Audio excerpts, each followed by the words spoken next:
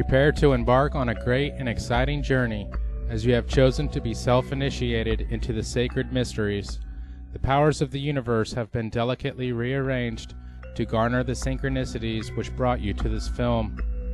Join us as we explore an age-old science and unravel the truths behind an art which has been shrouded in secrecy. Until now. Alchemy is a sacred science that's been practiced for thousands of years. Many would argue it's as old as civilization itself. The word alchemy translates al, Kemet, or from Egypt, as Egypt was well known as Kemet in ancient times. Kemet means the Black Land, as Egypt was well known for this due to their highly fertile soils along the Nile. The term alchemy comes from the Arabic al-Chem, which in turn is said to come from the Egyptian Chem, meaning black, and referring to the Egyptians' own name for their country, Kemet, the Black Land. Thus the term alchemy is the origin of the term black art, though the meaning is very different than that later ascribed to this phrase. However, others say that the word comes from the Greek chemi. Considering that the Egyptians and the Greeks were in close contact for hundreds of years, and that the Greeks in fact ruled Egypt through the Ptolemaic dynasty for 300 years, and that each seriously influenced the culture of the other, the term could very well be a play on both words.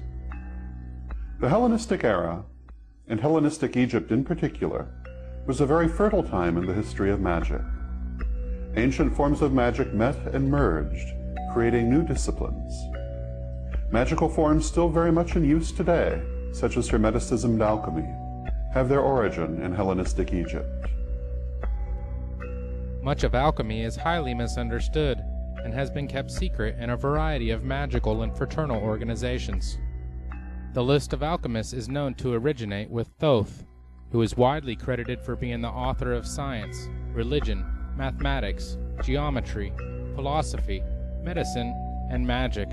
Thoth is said to bring to civilization the calculations for the establishment of the heavens, stars, earth, and everything in them.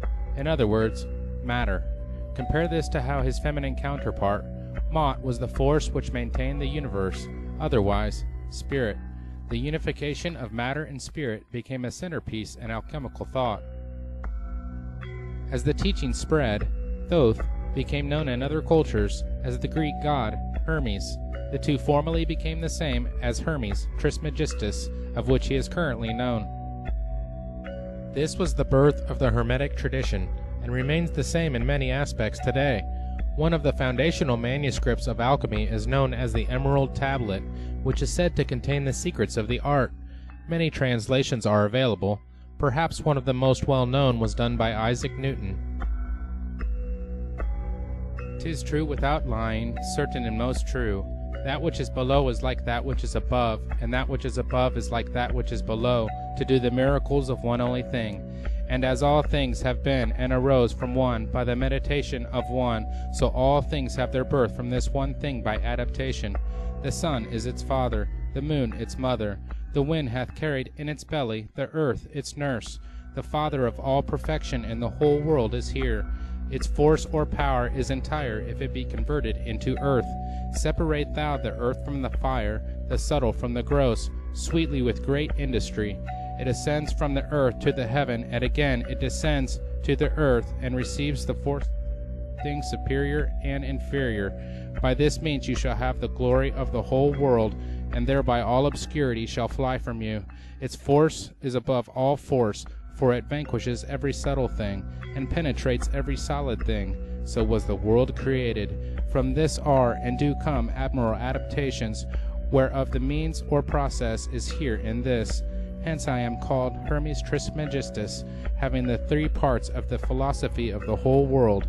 That which I have said of the operation of the sun is accomplished and ended." Famous alchemists have included the likes of Pythagoras, Galileo, Da Vinci, and Isaac Newton. Newton was not only the father of physics, he tried to be the father of chemistry as well. Except back then in the 1600s, they called it alchemy. So we have to realize that science, as noble as it is, has very humble beginnings. In fact, Many researchers feel very strongly about how important the teachings were and the influence alchemy has had on many of the great minds of our time.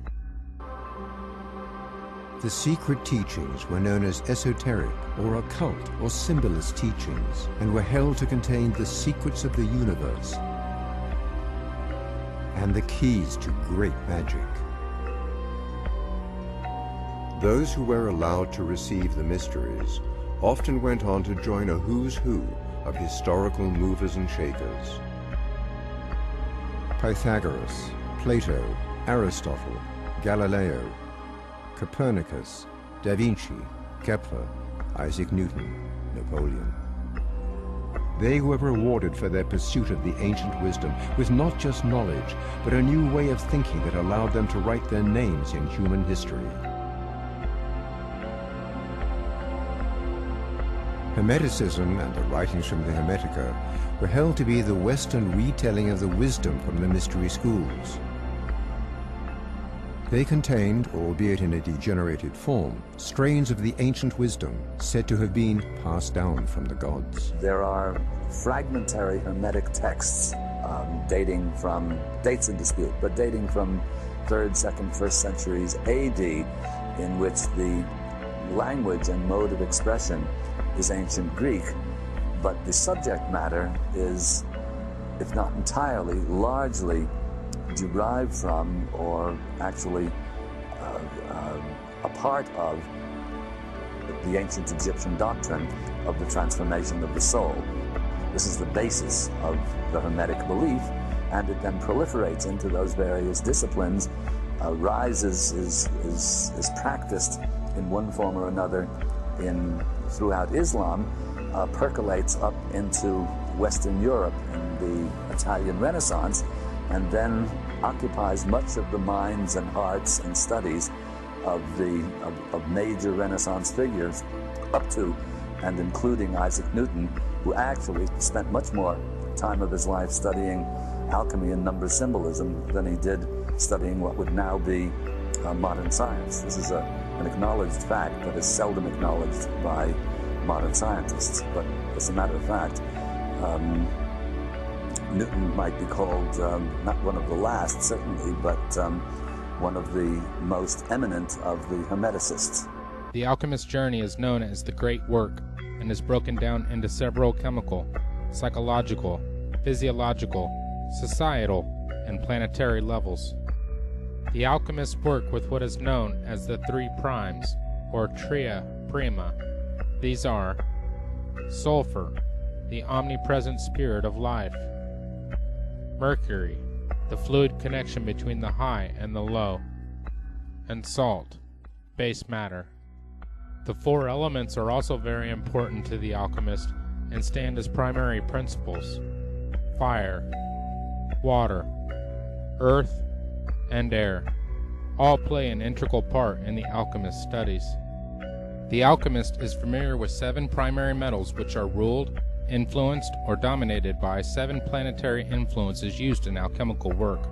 They are gold, dominated by the sun, which provides energy and life to everything in the solar system.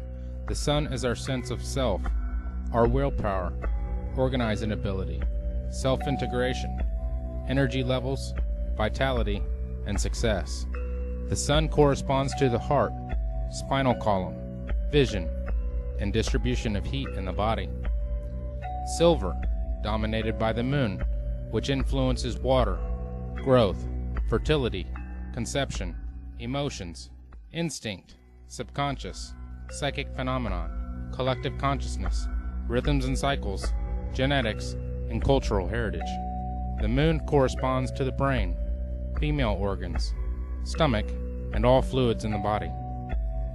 Copper, dominated by Venus, which influences herbalism, spagyrics, magic, arts, music, poetry, design, theater, harmony, proportion, integration, meditation of opposites into a whole, odors, perfumes, and love. Venus corresponds to the skin, kidneys, perspiration, transformation and enrichment of substances within the body, sexual organs, and smell. Iron, dominated by Mars, which influences intense and often violent energy that brings dynamic power to all it encounters. It increases psychic ability as well as motion and power in the physical realm. Mars corresponds to the muscular system, male sexual organs, marrow, blood formation, adrenaline, and the purging of the body to maintain health. 10. Dominated by Jupiter, which influences good health, wealth, philosophical and religious matters, ceremony, and the enjoyment of life. Jupiter corresponds to the liver, arteries of the stomach and abdomen, digestion and assimilation of oxygen and nutrition, antibiotic functions, cell growth, and general energy levels. Mercury, dominated by Mercury, which influences communication, commerce, initiation into the mysteries, alchemy, Kabbalah, astrology, magic, writing, transmission of information, nerves, dexterity, mental skills, and speedy distribution of energy. Mercury corresponds to the nerves, speech, hearing, coordination between thoughts and speech or actions, throat, thyroid, nervous system, and spinal fluid. Lead, dominated by Saturn, which influences old age, chronic disease, karma, and learning. Saturn corresponds to the bones, teeth, spleen, hair, minerals in the body, joints, and flexibility. Calcination is the first of the following 7 major operations in the alchemy of transformation. Chemically, the calcination process involves heating a substance in a crucible or over an open flame until it is reduced to ashes.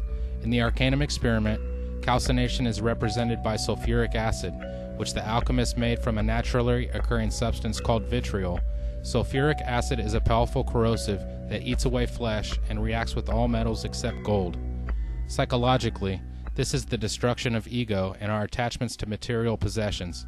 Calcination is usually a natural humbling process as we are gradually assaulted and overcome by the trials and tribulations of life, though it can be a deliberate surrender of our inherent hubris gained through a variety of spiritual disciplines that ignite the fire of introspection and self-evaluation.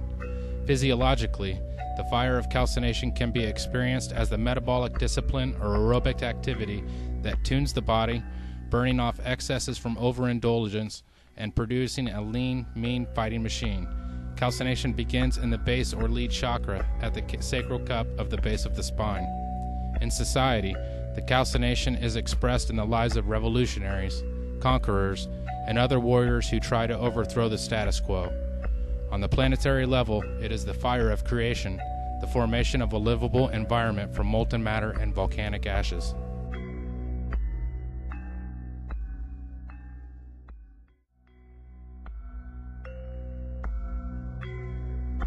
Dissolution is the second major operation in the alchemy of transformation. Chemically, it is the dissolving of the ashes from the calcination in water. In the Arcanum experiment, dissolution is represented by iron oxide or rust, which illustrates the potentially corrosive powers of water on even the hardest of metals. When processed, vitriol breaks down into sulfuric acid and iron oxide, which are the first 2 arcana or secret ingredients. The Egyptians smelted iron as far back as 1500 BCE and used iron compounds in tonics and disinfectants. Psychologically, this represents the further breaking down of the artificial structures of the psyche by total immersion in the unconscious, non-rational, feminine, or rejected parts of our minds. It is, for the most part, an unconscious process in which our conscious minds let go of control and allow the surfacing of buried material. It is the opening of the floodgates and generating new energies from the waters held back. Dissolution can be experienced as flow, the bliss of well-being, and actively engaged in creative acts without traditional prejudices, personal hang-ups, or established hierarchy getting in the way. Physiologically, dissolution is the continuance of the Kundalini experience, the opening up of energy channels in the body to recharge and elevate every single cell. Dissolution takes place in the genital or 10 chakra and involves the lungs and spleen. In society, the process of steady growth through gradual dissolution is examined by agrarian, monastic, or agricultural-based lifestyles. On the planetary level, dissolution is the great flood, the cleansing of the earth of all that is inferior. Separation is the third operation of transformation in alchemy. Chemically, it is the isolation of the components of dissolution by filtration and then discarding any ungenuine or unworthy material. In the Arcanum experiment, separation is represented by the compound sodium carbonate, which separates out of water and appears as white soda ash on dry lake beds.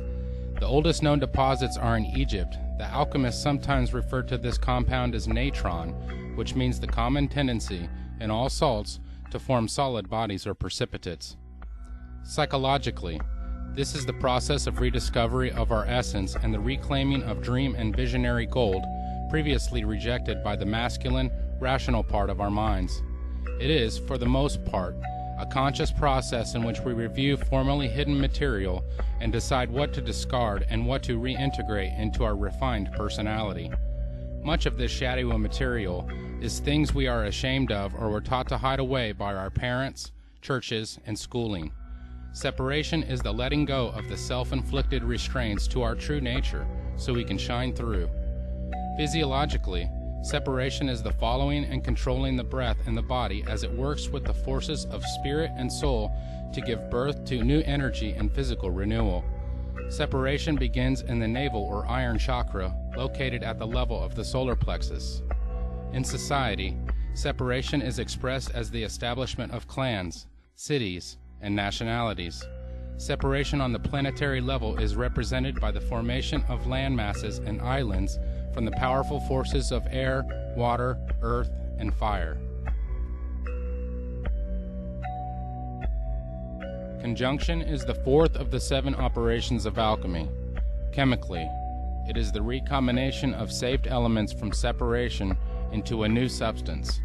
In the Arcanum experiment, conjunction is symbolized by a nitrate compound known as cubic saltpeter or potassium nitrate, which the alchemists called natron, or simply salt. Blue-colored natron acid, or aqua fortis, was made by mixing potassium nitrate with sulfuric acid and was used to separate silver from gold. The inert residue precipitated from the acid during the reaction, like a child being born. Psychologically, it is the empowerment of our true selves, the union of both masculine and feminine sides of our personalities into a new belief system or intuitive state of consciousness. The alchemists referred to this as the lesser stone, and after it has been achieved, the adept is able to clearly discern what needs to be done to achieve lasting enlightenment, which is the union over the self, and often synchronicities begin to occur and confirm that the alchemist is on the right track. Physiologically, conjunction is using the body's sexual energies to perform transformation. Conjunction takes place at the level of the heart or copper chakra. In society, it is the growth of crafts and technologies to master the environment. On the planetary level, conjunction occurs when primordial life forms are created from the energies of the sun or lighting. Fermentation is the 5th operation in the alchemy of transformation. Fermentation is a 2-step process that begins with the putrefaction of the hermaphroditic child from the conjunction, resulting in its death and resurrection to a new level of being. The fermentation phase then begins with the introduction of new life into the product of conjunction to strengthen it and ensure its survival. Chemically, the fermentation is the growth of a ferment bacteria in organic solutions, such as occurs in the fermenting of milk to produce curds and cheese, or in fermenting of grapes to make wine. In the Arcanum experiment, the process of fermentation is represented by a compound called liquor hepatis, which is an oily, reddish-brown mixture of ammonia and the rotten egg-smelling compound hydrogen sulfide. Egyptian alchemists made ammonia by heating camel dung in sealed containers and thought of it as kind of a refined mercury that embodied the life force. Liquor hepatis means liquor of the liver, which they believed was the seat of the soul, and the color they associated with the compound was green, the color of bile. Surprisingly, liquor hepatis exudes a wonderful fragrance, and the alchemists made a perfume of it called balsam of the soul. Psychologically, the fermentation process starts with the inspiration of spiritual power from above that reanimates, energizes, and enlightens the alchemist. Out of the blackness of his putrefaction comes the yellow ferment, which appears like a golden wax flowing out of the foul matter of the soul. Its arrival is announced by a brilliant display of colors and meaningful visions called the peacock's tail. Fermentation can be achieved through various activities that include intense prayer, desire for mystical union, breakdown of the personality, transpersonal therapy, psychedelic drugs, and deep meditation. Fermentation is the living inspiration from something that is totally beyond us. Physiologically, fermentation is the rousing of living energy, chi or kundalini, in the body to heal and vivify. It is expressed as the vibratory tones and spoken truths that emerge from the throat or Mercury chakra. In society, the fermentation experience is the basis of religion, and on the planetary level, it is the evolution of life to produce higher states of consciousness.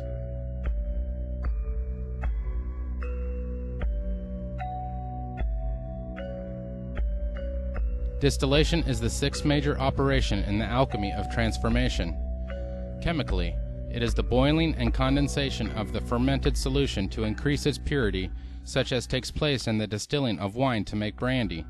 In the Arcanum experiment, distillation is represented by a compound known as black pulvis solaris, which is made by mixing black antimony with purified sulfur. The two immediately clump together to make what the alchemists called a bezoar, a kind of sublimated solid that forms in the intestines and the brain. Psychologically, distillation is the agitation and sublimation of psychic forces is necessary to ensure that no impurities from the inflated ego or deeply emerged id are incorporated into the next and final stage.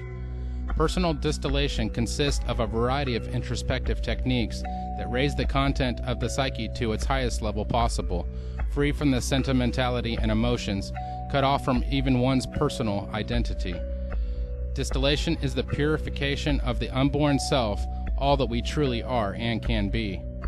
Physiologically, distillation is the raising of the life force repeatedly from the lower regions of the cauldron of the body to the brain, what Oriental alchemists called the circulation of the light, where it eventually becomes a wondrous, solidifying light of power. Distillation is said to culminate in the third eye area of the forehead at the level of the pituitary and pineal gland in the brow or silver chakra. In society, distillation is experienced as a science or objective experimentation. On the planetary level, distillation is the realization of the power of higher love as the life force from the entire planet gradually seeks to become one force in nature based on a shared vision of truth.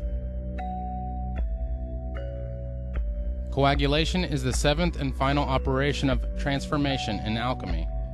Chemically, coagulation is the precipitation or sublimation of the purified ferment from distillation. In the Arcanum experiment, coagulation is represented by a compound called red pulvis solaris, which is a reddish-orange powder of pure sulfur mixed with a therapeutic mercury compound, red mercuric oxide. The name pulvis solaris means powder of the sun, and the alchemists believed it could instantly perfect any substance to which it was added. Psychologically, coagulation is first sensed as a new confidence that is beyond all things, though it may be experienced as a second body of golden coalesced light, a permanent vehicle of consciousness that embodies the highest aspirations and evolution of the mind. Coagulation incarnates and releases the ultimate materia of the soul, the astral body, which the alchemists also referred to as the greater or philosopher's stone. Using this magical stone, the alchemists believed that they could exist on all levels of reality. Physiologically, this stage is marked by the release of the elixir in the blood that rejuvenates the body into a perfect vessel of health. A brain ambrosia is said to be released through the interaction of light from the phallic-shaped pineal gland and matter from the vulva of the pituitary. This heavenly food, or viaticum, both nourishes and energizes the cells without any waste products being produced. These physiological and psychological processes create the second body, a body of solid light that emerges through the crown or gold chakra. In society, it is the living wisdom in which everybody exists on the same light of evolved consciousness and knowledge of truth. On a planetary level, coagulation is the return to the Garden of Eden, this time on a higher level in tune with the divine mind.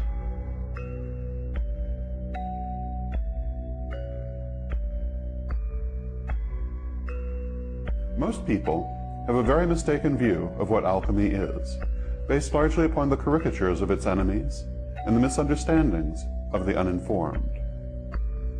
The image of the alchemist, as benighted proto-chemist, vainly bent on turning lead into gold, totally misses the point of alchemical thought. It is true the Western alchemists, like their Chinese counterparts, did work with a variety of substances to try and create various elixirs and arcane effects, including the idea of transmutation of base metals. However, this was a small aspect of alchemy, and to define alchemy by this is like defining Taoism as the search for the elixir of immortality. It misses the real point altogether. In reality, alchemy was and is an advanced spiritual discipline, closely related to modern Wicca in its concepts and images. These concepts and images were presented in largely coded form so that they could be read by the unenlightened as relating to chemistry and physical operations, and by the enlightened as a system of spiritual wisdom. Thus, the true alchemist was not trying to turn ordinary lead into gold, though the casual observer might reasonably think so from how things were presented. Rather, they were striving to turn the lead of an ordinary and undeveloped consciousness into the gold of a fully realized and enlightened soul.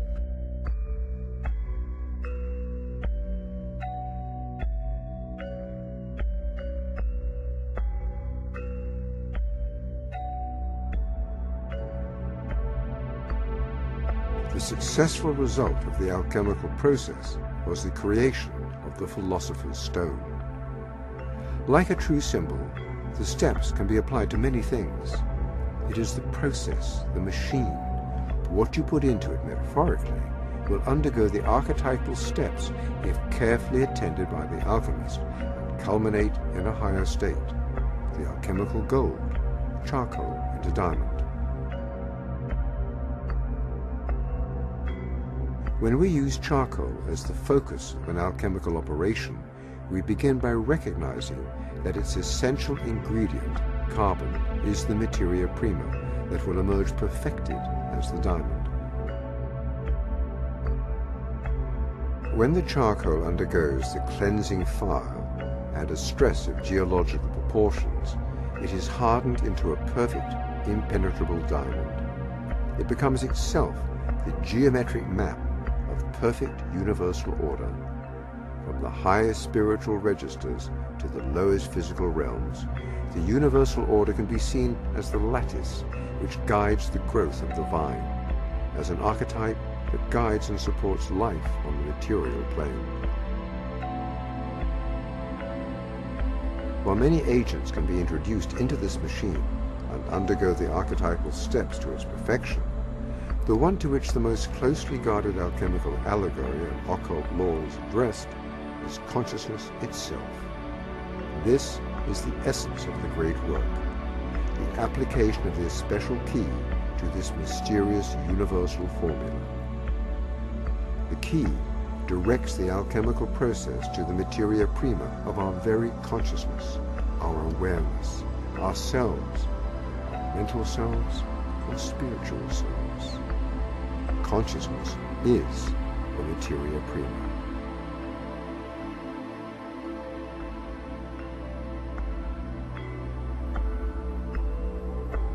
While the value of creating alchemical glass or alchemical gold may seem more obvious, one might ask, what is the benefit of applying the alchemical steps to consciousness?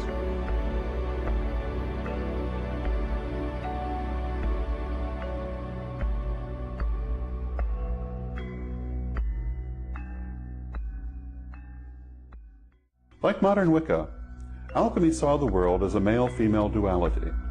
Alchemical ideas about this duality are strikingly similar to Wiccan ideas about goddess and god.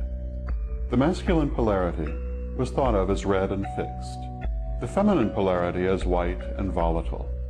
The union of these two produced the physical world. The great work, or alchemical marriage, was the quest to unite and transcend this duality. It is the great work which is often mistakenly described as the quest to transmute base metals. The great work began with what is termed materia prima. This is the ordinary state of being, the lead in the analogy. The great work ended in the creation of the philosopher's stone. This is enlightenment, or the gold of the analogy. The materia prima was considered to have both a masculine and a feminine aspect, which were in opposition within it, until brought into alignment through the great work, hence the term alchemical marriage. The great work has three main parts: the nigredo, the albedo, and finally the rubedo. These correspond to the sacred colors of the Wiccan goddess: black, white, and red. In addition, a fourth stage, called the cauda pavonis, marked the transition between nigredo and albedo. Symbolically, the materia prima was placed into an athanor, or alchemical furnace, which subjected it to steady pressure and reduced it to its constituent parts. This residue was the nigredo, the destruction of preconceived forms considered necessary for new growth to occur.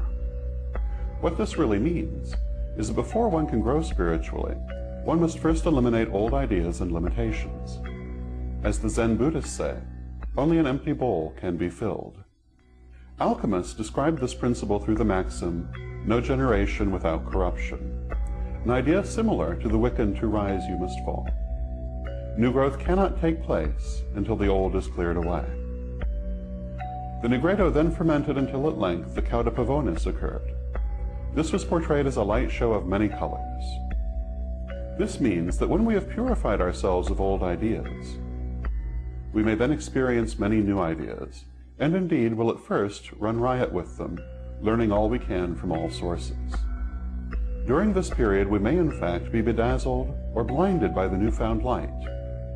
But through the application of self-control, we can learn to discern what is helpful to our growth and what is merely entertaining. After the cauda pavonis, the subject must be purified, resulting in the albedo. The albedo is a pure and receptive spiritual state. This means that after initial euphoria, a more controlled spiritual growth may unfold, elevating and expanding the consciousness. Finally, after being subjected to pressure again, the albedo becomes activated as the rubedo. What this means is that spiritual knowledge, to be valuable, must be put into practice. No matter how deep the ideas, or how great the abilities, they mean nothing if they are, as Mabel Heikerel once put it, left on a shelf to gather dust. Thus old ideas must first be transcended. Then controlled spiritual growth can lead to spiritual enlightenment, which must be put into practice to be of value. This is, of course, an oversimplification, in that it is the opposite of the alchemist's own tendency, which was to overcomplication. Like the ceremonials, alchemists phrased their writings in intentionally obscure wording, ostensibly to shield their teachings from those they considered unworthy. It also served to shield themselves from persecution by religious fanatics. Alchemists used a rich symbology that included elemental, planetary, and mineral symbolism, as well as a good dose of ancient paganism. One of the principal themes of alchemical symbolism is the union of opposites, which is expressed in many ways throughout alchemical art. Such familiar figures as the four elements, the twin dragons, and the Ouroboros, the great serpent of the universe eating its own tail, were of great importance in alchemy. The masculine principle was likened to the sun and also to sulfur, while the feminine was considered lunar and likened to Mercury. The inner fire, what we today call the eternal flame or the divine spark, was described as a salt. It is this mineral symbolism above all which has led to the idea that alchemy was entirely concerned with protochemistry operations. True, alchemists did engage in such protochemistry operations in the belief that it would shed light on their spiritual operations under the credo, as above, so below, which is a principal pillar of alchemical thought, as of modern Wiccan thought. However, it was a dilettante alchemist who misunderstood the spiritual nature of the teachings and turned instead to chemical operations, not realizing that they were a code for higher knowledge. And now we can see the big picture coming into focus. Could that spark of consciousness in us all be connected to spiritual enlightenment? And by intense focus on the development of consciousness, could alchemists truly reach these levels? Even modern science is beginning to tell us a great deal about our consciousness and its connection to the rest of the infinite universe. Our knowledge of the power of the human brain has seen great strides in recent years, and possible interactions with certain glands such as the pineal are continually being investigated with many successes. In his groundbreaking book detailing his research, Dr. Rick Strassman outlines his discoveries with the pineal gland and a substance known as dimethyltryptamine, or DMT, while administering the substance to a controlled group of volunteer patients. DMT is the most potent psychedelic known thus far, is highly illegal in nearly everywhere in the world, yet it appears to be produced naturally by our pineal gland during REM stages of sleep, deep meditation, and possibly during fetal development and near-death and death experiences. The patients also reported extremely intense spiritual experiences, many of which were frightened to a fear of death due to its intensity. Could this be the sacred and mysterious, divine nectar-like substance produced in the brain during the latter levels of spiritual enlightenment, as described by the alchemists? These questions have profound implications, as much of this knowledge has been occult or secret, found only in magical and hermetic societies. Millions of Hindus bathe where the sacred Ganges and Juma rivers meet. The scriptures tell how the divine nectar, which is said to confer immortality and everlasting bliss, was once spilled into the rivers during an epic fight between the demons and the gods. They believe that from their scriptured legends, they might be able to thereby speed their way to nirvana and be spared the pain of countless rebirths in man's universe. Amazingly, this appears to be a universal aspiration of the alchemist as well. Many say this substance occurs as the activation of the Ajna chakra, or third eye, takes place. This is where the sun and the moon, the masculine and feminine, right and left brain become balanced and synergistic. This makes sense scientifically, where the brainwave patterns of each hemisphere could create a magnetic field by this balance in the exact location of the pineal, located within the hypothalamus in the center of the brain. Within nearly every culture that has existed, there is a reference to the activation of the third eye, or Ajna chakra. This is no coincidence, but rather something that even science should be inclined to research due to its statistical probability alone. In actuality, there is quite a bit of substantiated evidence of this sacred science being all that it's described as, and more, when one has the keys to its meaning and applies it diligently to their life. Should alchemy continue to be unknown and hidden within the areas such as the Vatican and secret societies who wish to withhold it from mankind? Or should the knowledge and light be given to those that seek, as Prometheus did when he stole the fire from Zeus and gave it to mankind? This is the story of Eden, which tells us of a God that wants mankind to continue just tending to the garden, not to have a consciousness, not to have spirituality, not to be like him. It is our destiny to re-enter Eden, and freely eat from the tree, and drink from the waters of life. As it is written, surely we will not die, but know that which God knows. By this we realize our true nature and divinity. We must understand that we are truly spiritual beings having a human experience, not humans trying to have a spiritual experience. It is a diligent alchemist who comes to understand the true nature of reality and become the master, the guru, the teacher in their physical, emotional, and spiritual growth, a master of their own destiny. So what happened to the spiritual aspects of alchemy when modern chemistry and physics became common knowledge of that which concerns matter, following the works of Isaac Newton? Much of the interest in psychological and spiritual aspects of alchemy were nearly forgotten in modern science until the work of Carl Jung, who revolutionized psychology by exposing the relationships between alchemy, Platonism, and modern psychology techniques. In fact, he believed, much according to the credo, as above, so below, that one could be understood by understanding the other. I was always looking for something in between, you know, something that linked that remote past with the present moment. And I found, to my amazement, it is alchemy. It is the the basis of our modern way of conceiving things.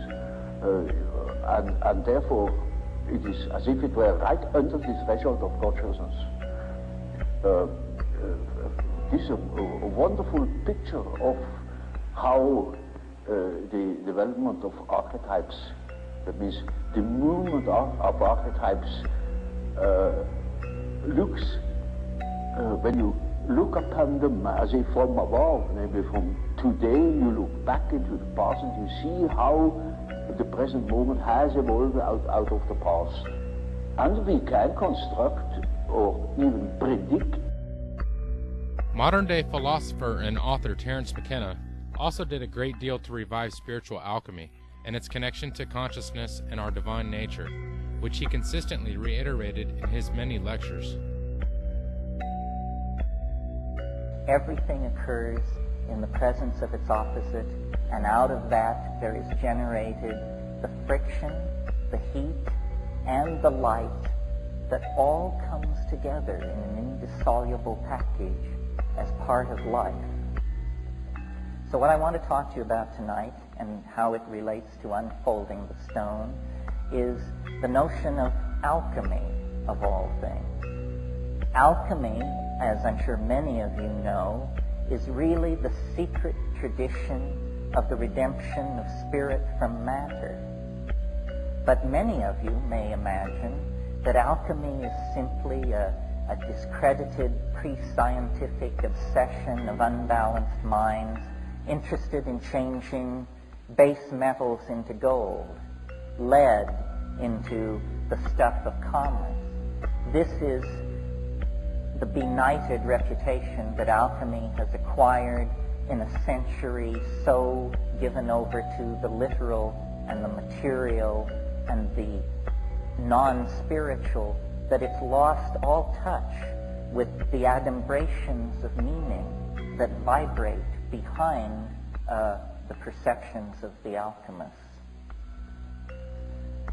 The central conception of alchemy is the conception of the philosopher's stone. What is it? It's the universal panacea at the end of time. It's the chocolate cake that your mother made once a week when you were a child, the panis supersubstantialis. It's all things to all men and all women. If you are hungry, you eat it. If you're dirty, you shower under it. If you need to go somewhere, you sit on it and you fly there. If you have a question, it answers it. It's something that the human mind senses in itself and related to, invoked, worshipped over centuries before the slow rise of the patriarchy and rationalism and materialism turned it into a myth, a fairy tale. It is not a myth or a fairy tale. It is the burning primary reality that lies behind the dross of appearances. Alchemy is based on a philosophy called Hermeticism that was developed in the 1st and 2nd centuries by Gnostic thinkers, Greeks, Jews, people inside the Roman Empire as it was beginning to show the first signs of degradation and decay, who felt a profound disaffection with their world, a disaffection that on the scale of those times was as profound as our own existential disaffection. And the Hermetic philosophers drew back from the rise of Christianity with its doctrine of the fall of man and original sin and the stain of Adam and Eve and that whole thing, and took a different tack and made 2 points which I think we need to recover and live out for ourselves. And the first point was that man, which means men and women, human beings, are divine beings, not lower than the angels, higher than the angels. The message of the alchemical and hermetic thinkers, and the Corpus Hermeticum actually uses the phrase, man is God's brother. We have no idea what it would mean in our own lives if we could throw off the notion of ourselves as fallen beings. We are not fallen beings. When you take into your life the gnosis of the light-filled vegetables, the psychedelic plants that have stabilized the sane societies of this world for millennia, the first message that comes to you is you are a divine being.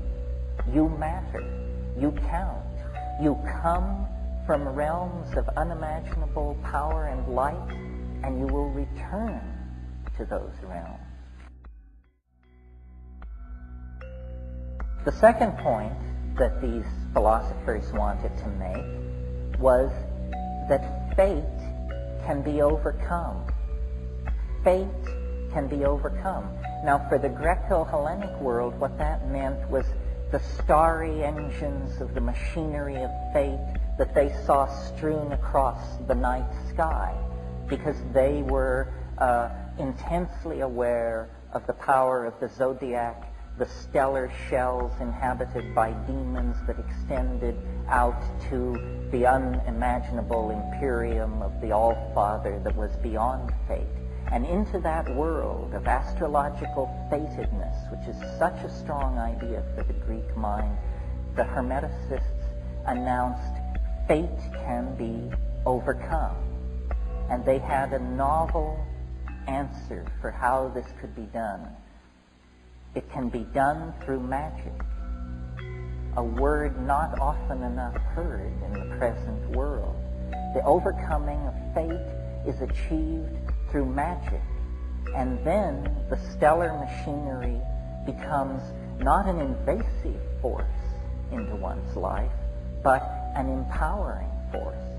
Now, some of us may believe in astrology and some of us may not. We are all strongly influenced by the notion of fate, of our powerlessness in an existential world. Jean-Paul Sartre said nature is mute, and we, embedded in the media-dense, message-dense, programming-dense matrix of these hyper-societies that we have created, often feel, I think, like hapless atoms, running endlessly according to the blueprints and programs of unseen masters, whether it's the banking industry, Madison Avenue, whoever. We tend to disempower ourselves. We tend to believe that we don't matter. And in the act of taking that idea to ourselves, we give everything away to somebody else, to something else. So the rebirth of a sense of the stone and its possibility within each of us entails these two ideas: our divinity and our power to overcome fate. There is no inevitability in our lives unless we submit to the idea of inevitability and then give ourselves over to it. The practice of transcending time and consciousness was also very prevalent in South America, with the Maya in particular, where clocks of stone were designed, created, and heavily used for the purposes of conquering time and consciousness. This also seems to be closely associated with the detailed understanding of astrology and how the earthly realm and spirit realm are connected. Needless to say, the universal truths found in the path of alchemy are deeply embedded in some way into almost every culture. Many say that this information presented to you here should not be told to those who aren't chosen, so to speak, or initiated into a fraternal order which guards it and holds it over the heads of its members, feeding them a diluted version, a little here and a little there. However, this is a crumbling ideology, and it is our belief that we are all chosen, and many of us simply have yet to realize our universal calling. In later films, we will discuss this and a variety of other subjects in more detail as to the history and practical application in these areas. We hope that you have enjoyed this film and that it has cleared up some of the misconceptions about this very sacred science, the great work and Alchemy, Sacred Secrets Revealed.